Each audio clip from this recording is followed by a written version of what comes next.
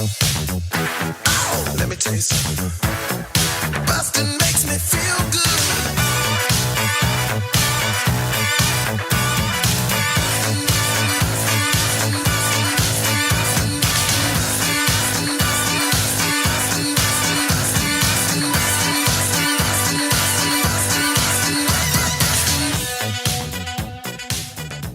Hi, everybody. Welcome to Blockbusting, the podcast where we love to hate movies. I'm your host, Jay Light.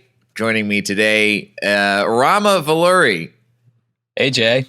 Hi, Rama. So nice to have you. I'm very excited to talk about this movie with you because I haven't seen this movie in years. I can't really remember why. I think I watched it just to be like a cool teen whenever I was, I think it was one of the first R-rated movies I saw of my own volition that I didn't have to get parental approval to watch. Right.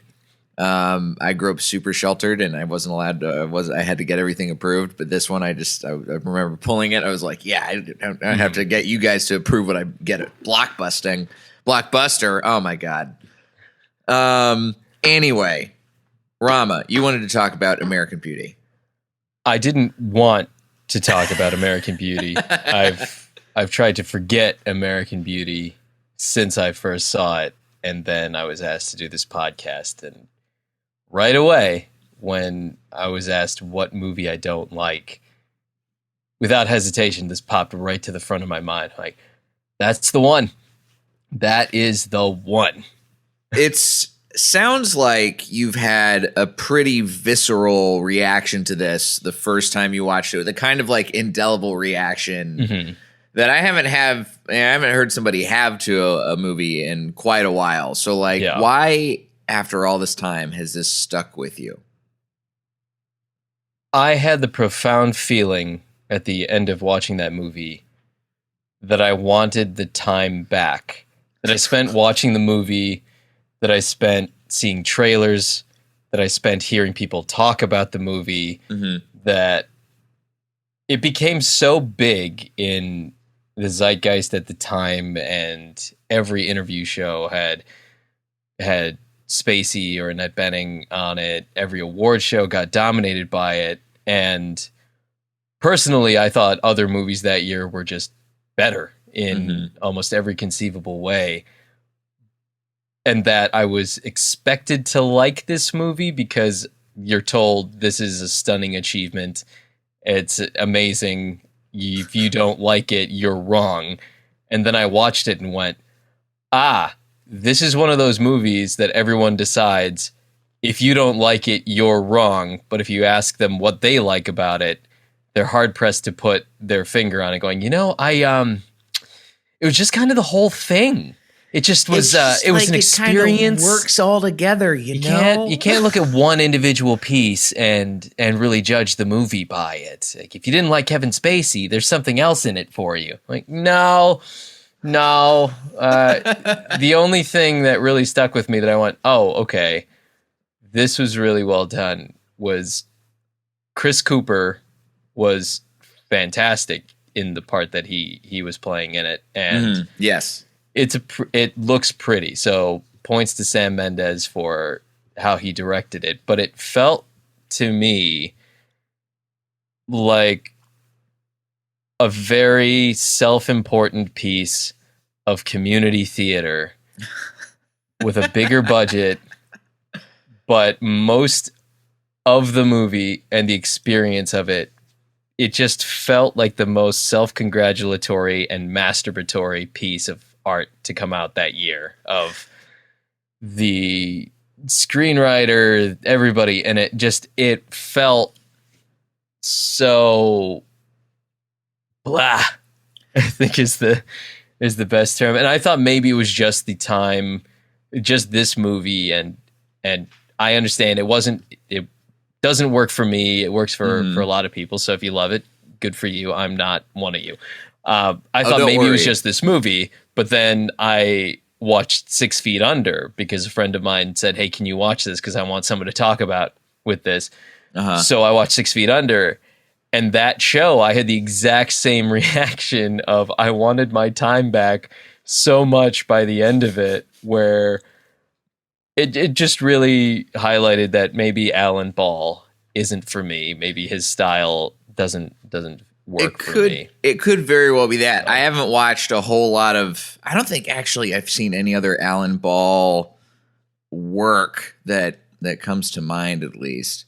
I remember watching this for the first time. I was talking to you a little bit about this before we started recording, but like the first time I watched it, I was definitely like either like on the cusp of being out of high school or just out of high school, and I was starting to really get into like, oh, there's other movies. There's like, some art house kind of stuff.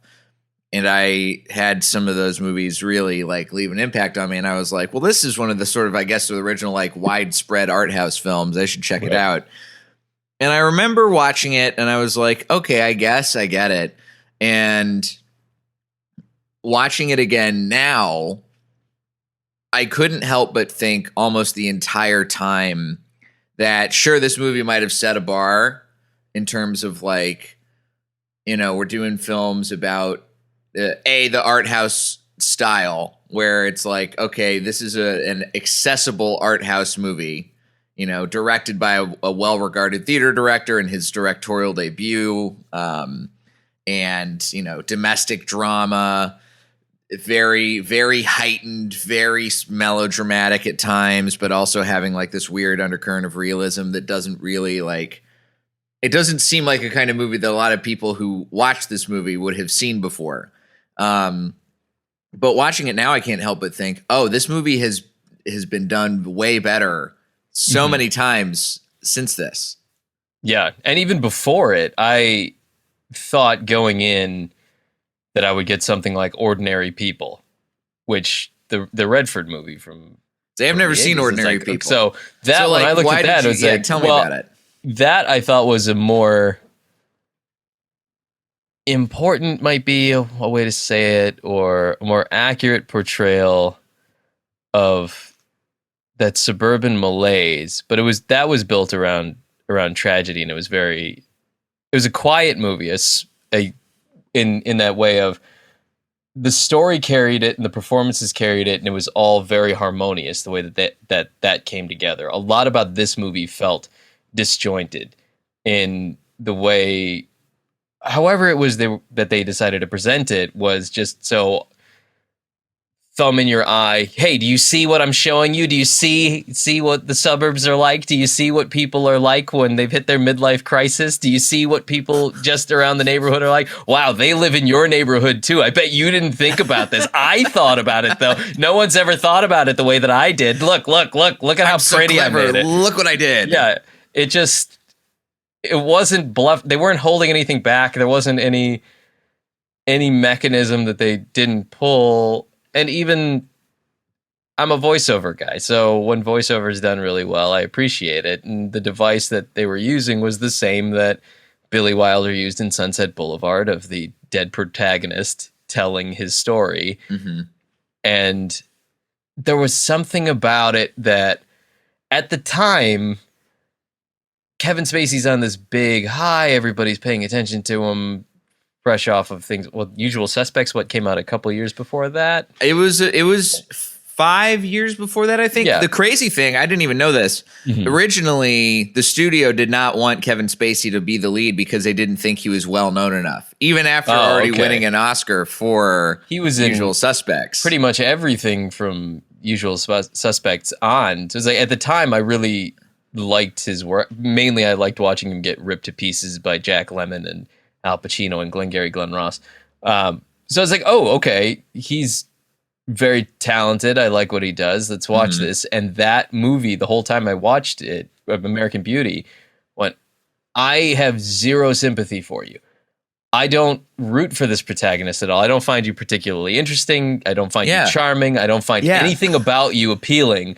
So I don't care that by the end you're dead. And really the lingering thing was he's such a goddamn creep in it. And it's borne out perhaps now that maybe that's more accurate to who he is as a person it than turns just out a we got character he was playing. Sort of a Crystalia and you situation. Yeah, way just earlier on. Way earlier than you thought. And I remember also watching with teen it. girls instead of teen boys. Yep. That's the major difference here. Yeah, He's there's not the big lusting difference after a teen girl. Yeah, Ricky Fitz. Right. Yeah, so while watching this, I didn't care about anybody in it.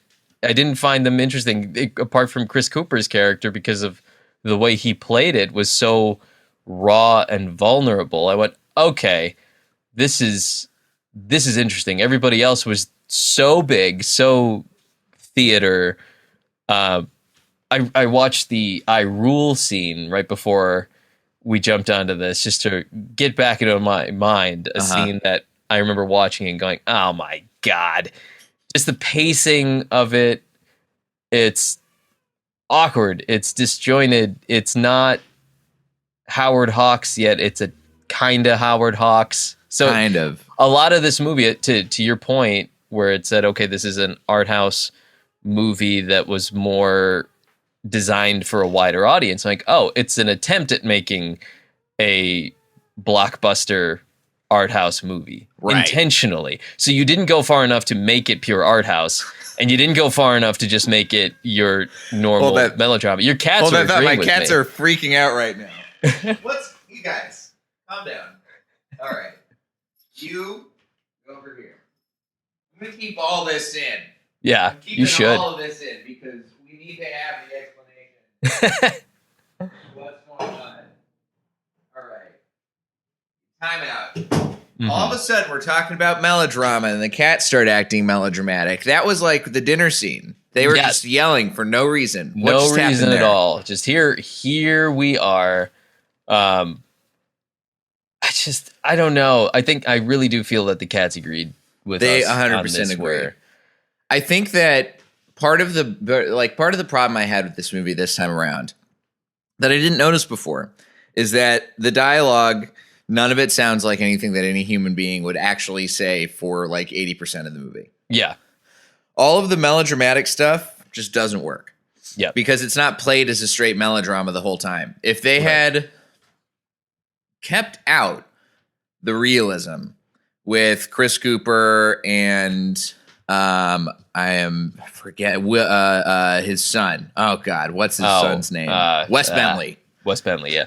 Who I do think, and Thor Birch even to some degree, I think that if they had kept the focus more on them and allowed the rest of the story to be told through that lens instead of this weird hyper melodramatic version of Kevin Spacey and Annette Bening and Mina Suvari, if as simple of a shift as that would have allowed this movie to do so much better, because I think there's a lot of the directorial and cinematography choices I really liked. I think there was some really stunning shots, and it's very clear that, Sam Mendes is trying to act at his best powers here of like, all right, even the placement of light in the frame and the way that stuff is set up, and again there's a reason why I think the cinematography and the direction won at the Academy Awards.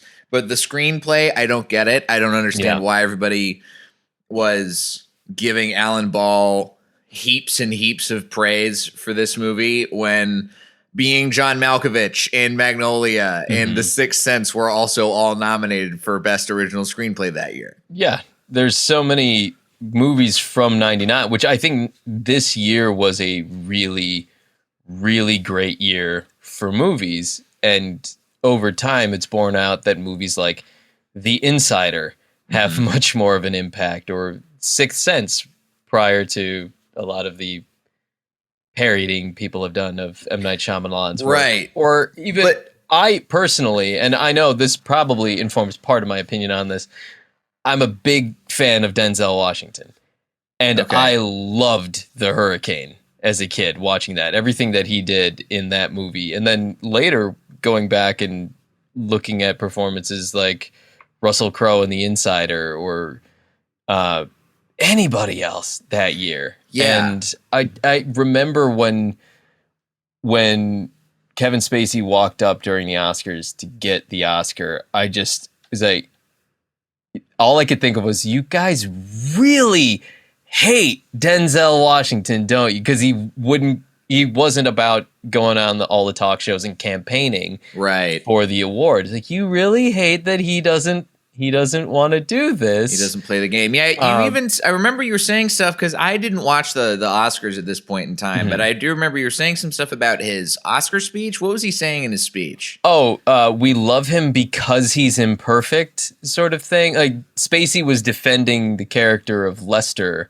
in a way that very much seemed to be that D'Elia in You, or Spacey as time has gone out. It's like, talking about himself. He's like, everyone loves me because I'm imperfect, kind of deal. Right. It was, but I didn't love the character. That only made me get angrier while watching it. It's like, I didn't love him because he was imperfect. I thought he was a piece of shit the whole way through. He's a whole piece of shit, man. And maybe he's a piece of shit who gets into better shape by the end, physically from exercising, but he and his wife, they have a shithole of a marriage that's falling apart, and he's lusting after the teen girl next door kind of thing. And like, nothing about it. I didn't feel anything for him when Lester died. I was like, good, fine. I don't deserved it. care. You deserve all of this because you're a horrible creep who shouldn't be around. Yeah. And that kind of thing really, really stuck with me, of him winning it. And it like, what, a year before was when Saving Private Ryan got screwed out of it for Shakespeare in Love. Right. Which is another case of, I remember, I think was the first time while watching the Oscars as a kid that I really had it sink in for me how pointless most award shows are. Because I would go back, and being a huge music fan, I would look at what the Grammys gave awards to in favor of other things, or what didn't get nominated for a year. And I went, oh, okay, so the Grammys were started by Sinatra and folks like that who wanted to protect real music, so their kind of music. So a lot of rock and roll in the 60s didn't get any attention at all, or 50s. Of course. It's inherently a racist institution that they've been trying to fix. I went, okay, so that's for the Grammys, but the Oscars, that's the big prestigious American awards show. They must have gotten this right, because you always look at it, it's Academy Award winner, Best Picture, whatever year. This must be the best movie of that year. Right. And with Saving Private Ryan in particular, I went, that's not true every year that the best movie wins. Also, how does one judge art against art? But besides that, it's like, okay, if you're just accepting we're judging these things, what is better, what has a longer impact, and what just happens to have energy of the moment or momentum because the press has decided that this is the most interesting movie, or because they've had enough money thrown at them by the campaigners to decide that this is like, the most interesting. What was movie. It a year ago or something, when that Emily in Paris thing for Netflix, they flew people to for the Golden France. Globes. Yeah, for the Golden Globes. The Golden Globes is a whole other can. Yeah, it's like give them a trip to Paris and a bunch of crap, and then you'll win some things. Weird insider, whatever. What's the money version of nepotism? I forget the name of it. I know there's a name for it. A payola, or like quid pro quo kind of bullshit. This is the kind of thing, and this is the opposite version of it, right? Where I think that, like, the Academy Awards, I think, have a little bit more cachet in terms of not being so overtly bought and paid for the way that the Golden Globes are. Sure. Because the Oscars, you still have plenty of room for surprises with look at a couple years back when Parasite, of course, took everybody by surprise. Yeah. In terms of, like, people who were like me and you, who are cynical of the awards show scene, who are like, there's no way. Yeah, it's like, there's no way they're going to do it. And then they did it. It was like, whoa, they got it right. It's crazy, man. Holy cow. Oh my God. And, but the beauty of that is that's the real American beauty right there. That's the there it is. tagline That's for the this. real American. But that's the thing. It's like, I think that if you want to do what this movie is attempting to do and sort of succeeding, I think that the other big problem that I at least would change is that if you're going to try and tell people in the suburbs, hey, your lives are empty and it's okay to like accept that your lives are empty, there's better ways to do it than having everything be melodramatic. I think, Right. and part of that melodrama is certainly not helped by the fact that you have like these sort of angsty know-it-all teens who are also, you know, they're like you know how kids in sitcoms always are like the smartest version, or even in movies, you know, like rom-coms, it's a classic trope where like the kid is smarter than all the adults. Right. This movie has that sort of thing, but it's got the kids feel the ennui of their daily lives and they understand that, and the parents they're not lashing out at it the way their parents are. Right. But I think if you had the framing told from the point of view of primarily the Fitz family, and you got to see that version of mundanity as opposed to what the Burnham family is, which is super heightened, super chaotic, Yeah. and altogether feels more unrealistic, and as such, I don't think works as a criticism of what the film is trying to critique, Right. of that lifestyle, of that emptiness. It doesn't really work. I think you're absolutely right that the Fitz family is by far the more interesting family Yeah. in that neighborhood. And if you spent the time that you did with the Burnhams with them instead, you'd have a much stronger critique of American life or suburban American life, of prejudice, of ennui, and everything. But even within the same year, Magnolia may not be the best Paul Thomas Anderson movie, it may not be the favorite Paul Thomas Anderson movie, but it addressed some of the same things that this did, and I think in a much better way, even in that case being a little heavy-handed too. But there's just so much in this, and when you bring up the kids, I know it's been done to death and parodied to the point of absurdum, but the goddamn plastic bag and the wind thing scene. That if you're commenting on, even let's just say this kid thinking that he's so much smarter than everybody, and he's seeing the hidden beauty in the day-to-day, in the mundane, he can spot it in something as simple as a plastic bag floating in the wind, and that captivates her. As ridiculous and hackneyed as that is, even if they're claiming that they're critiquing it, they linger on it so much that the two big visuals that stay with you from this movie are Kevin Spacey's creepy dream with the rose petals and this goddamn plastic bag in the wind. Bag, man. Which every show, like Family Guy, I remember, did a parody of it and went the exact same length as the movie did with the plastic bag. And when they did it, it was so much funnier because I went, you're not going to go the full. Oh, wait, you are going to go the full. You're really committing to this. You are going to do the entire scene. It's like, oh, good. If it gave us nothing else, this movie gave us Seth MacFarlane making fun of it, which is an enjoyable experience in there. But that was the big thing of watching that going, there are a million film school kids who are watching this right now and obsessing over this. And I always feel like when I'm at a movie, particularly art films, I remember when I saw, I gotta remember the name of this, the Boots Riley movie.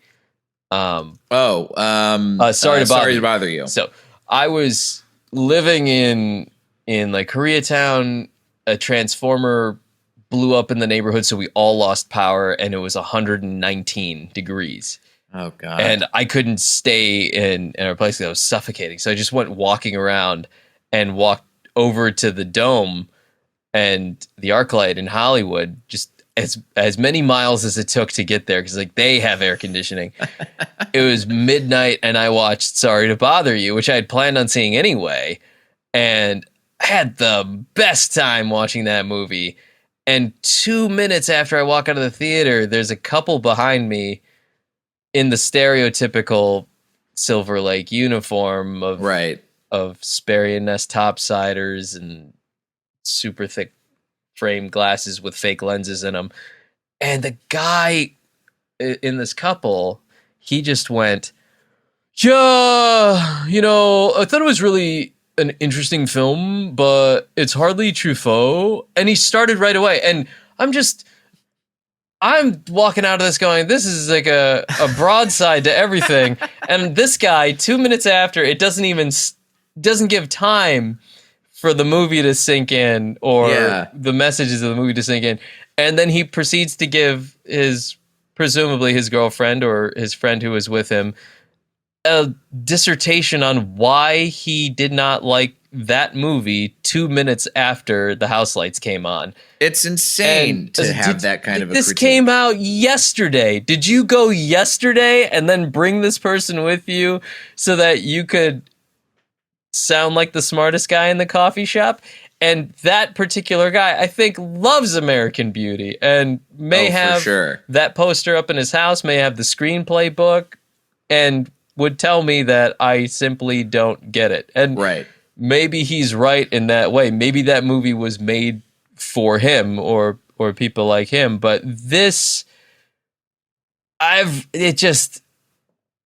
it raises my ire so much. And usually I try and find something. I was like, well, okay, there's something about this that lingers, that is good, that it's not terrible. Because I love watching schlock movies. And one of the reasons I love watching schlock movies is they go for it. They 100% go for it every time. And this one of the biggest crimes it has is that it doesn't go far enough in one direction or the other. And that just ends up leaving me with this feeling that I wasted all of my time. And then to know that I watched 6 Feet Under years later and had that same sensation over 6 seasons of watching that, and it was only because my friend wanted me to see it. I feel like Alan Ball owes me that time of my life back, which I will never get. But again, it may just be his style, his forms of expression, the stories that he wants to tell. I don't find particularly interesting for me. I can imagine that I probably would not like other Alan Ball work. And hey, to both of our credits now, the film has basically become one of the most overrated movies of all time. And good. It has been, in 2005, Premiere Magazine named it as one of the 20 most overrated movies of all time. Sam Mendes in 2008 even said, I think it was a little overpraised. I think some of that is entirely justified. But the crazy thing is that, even at the time, so many people gave this movie the highest amount of praise. They're like, this is genius. Roger Ebert gave it 4 stars. 2 thumbs up. They're all saying terrific. A lot of stuff about Kevin Spacey's performance, witty and agile and imbues Lester with genuine feeling. And I just don't buy it. I don't buy it. I disagree with every point that they brought up there. And it is a bit of a relief knowing that it has faced a critical reappraisal. Yeah. Especially within the last year or two, or particularly during the waning days of the Trump administration, when the movies that people were bringing up, that it's like, oh, here's a movie from a little bit ago that fits this time so much more. The Insider came up right away as one of those of, the insanity of that story and how stressful everything was and the performances in that. I went, that certainly came back, or A Face in the Crowd, that from 1957, that Elia Kazan movie, that came back in a big way. And I don't know that there is going to be a time when someone or popular culture comes back to a point where they go, hey, you know what was a really great time capsule of the late 90s, early 2000s? American Beauty. Because if I have kids and they ask what it was like around that time, that is not the movie that I would show anybody at all. I would dissuade people from watching it. I wish there were as many people who watched Fight Club and misinterpreted it for what it actually means, who watched American Beauty instead and misinterpreted it for what it actually means. Yeah, that would have been something. That really would have been something. Where there's plenty, I mean, there's an entire side of fandom of Fight Club that doesn't understand what it was. Yeah, it doesn't understand that it's a critique of what it's actually saying. And that's the problem with, I think, this is that it's like playing itself off as a critique, but it's not satirical enough. It leans too hard on being melodramatic instead of satirical and subtle. Yeah. And I think I watched this movie this morning. Like I said, I can recognize that, like, yeah, there are certainly some good parts. I think there's some things that are interesting and unique, but I can see now, like, all right, if I could go back and tell teenage me, like, yeah, don't watch this. Go watch The Insider instead. Which, by the way, I still haven't seen. I highly recommend watching The Insider when you get a chance. So, is that anybody, your favorite movie from '99?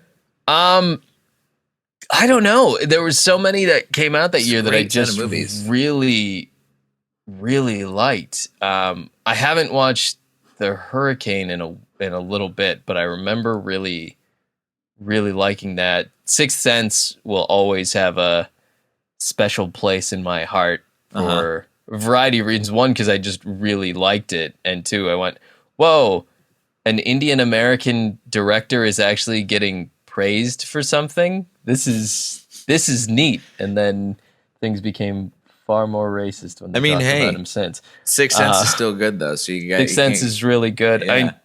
I still think of things from Cider House Rules. I think that was this year as well, where when I look at it, I was like, I thought Haley Joel Osment was going to win Best Supporting Actor that year. And then it went to Michael Caine, which I love Michael Caine, but it felt like, to a degree, one of those later in the career, we're going to make up for not giving you your flowers when we should have awards. Which certainly happened with Scorsese and some others. Or even, was it Alan Arkin for Little Miss Sunshine? He got an Oscar for that, and it felt like they were punishing Eddie Murphy for making Norbit when he was supposed to win for Dreamgirls. It was like his brother wrote the movie and he was doing him a solid. It just happened it came out in the January before the awards, and they went, maybe. But Norbit also was nominated for an Academy Award, lest we forget. Was it for makeup or for makeup? Something? Yeah. Yep. The classic horrible movie, but still had like some sort of groundbreaking thing in it, like Suicide Squad winning for Academy Award winning Suicide Squad. Which wow, yeah. There's a lot from '99 that I go back and go, this was a really strong year for movies. Fight Club and Magnolia, Bringing Out the Dead. 10 Things I Hate About You. That's a better. 10 Things I Hate About You is incredible. How did that get nominated for any Oscars? American Pie, I feel like, has lingered. Any Given Sunday for really no other reason than the Inches speech that Pacino does. That seems to come. The documentary Beyond the Mat that Barry Blaustein made. Bowfinger came out in '99. I saw Bowfinger in a double feature with My Name is Dolomite at the Egyptian, and it was such a good time. And Eddie Murphy was there doing a Q&A with the least gifted interviewer I'd ever met. which one of his questions really felt like, so what's it like to make a movie? How did it feel to make a movie again? But you, Eddie Murphy, who really doesn't do press and hasn't done it for a long time, your big question is, what was it like making this movie? Hey, tell me about making a movie. Yeah. Galaxy Quest came out. Oh my God, Galaxy Quest was 99. I completely forgot. Yeah, Galaxy Quest should be in the Criterion Collection. I'm just scanning through a list of movies from 99 that I like, better. The Matrix, obviously. Yeah. Much better than The Mummy. The Mummy, I think, has come back. That people are really, as part of the Brendan Fraser renaissance that's occurring. Muppets from Space had a lot of fun stuff in it. Albert Brooks had The Muse. Mystery Men. Office Space. Office Space is probably the one that sticks with me the most as a comedy obsessive. South Park, Bigger, Longer, and Uncut. Incredible. Robin Williams doing Blame Canada at the Oscars. Blame Canada. Is still that was a great all-time probably Oscar my favorite Oscar performance ever. Toy Story 2, Virgin Suicides had the soundtrack by Air that was great. What we're getting at here, folks, is go watch literally any other movie from 1999. The Wood, which is a nice coming-of-age romantic comedy buddy movie set in Inglewood. That movie, still better than that. We just went through and named like 35 movies that are better than this, including the Animaniacs, Wacko's Wish, which is a great Christmas experience to watch. Well, Rama, I appreciate you cementing the fact that this movie is not worth seeing, and giving us a great list of recommendations of what they should watch instead. And as far as where you stand, what should people check out that is yours? What have you got going on? I'm on a lot of animated shows that are out that if you have got small children in your households, you'll like Baby Shark's Big Show and Mira Royal Detective. I also host the game show Tuned In on Nickelodeon. So if you want an old school Nickelodeon game show where kids get slimed while playing Nicktoon trivia, I am Nikki the Robot on there. I was in the English language dubcast for Squid Game on Netflix. So if you haven't watched Squid Game, go watch Squid Game. It's worth your time in either sub or dub. Watch it however you want. I do not care. Those are all things. And then there's a lot that I'm working on right now, fortunately, but I'm not allowed to talk about any of them. So that's how it goes. Stay tuned. Those are the big things that are happening right now. Tuned In on Nickelodeon, Baby Shark's Big Show on Nickelodeon, Mirror Royal Detective on Disney. And then there's a number of things I've been working on that are coming out in the next year, some of the next couple months. And go watch Squid Game. Go, please, if you haven't watched Squid Game, what are you doing? Go watch it. Finish this episode, and it's almost done. And then go watch Squid Game. Get with idea. Fucking times, guys. Yeah. You can find me at Diet J on Twitter and Instagram, jlightcomedy.com for show dates. And if you like the podcast, consider subscribing to the Patreon. You get bonus episodes, access to my film library, all sorts of fun stuff there. Rama, thanks again. Thank you so much for having me, Jay. Of course. This has been Blockbusting. Go see something good for a change.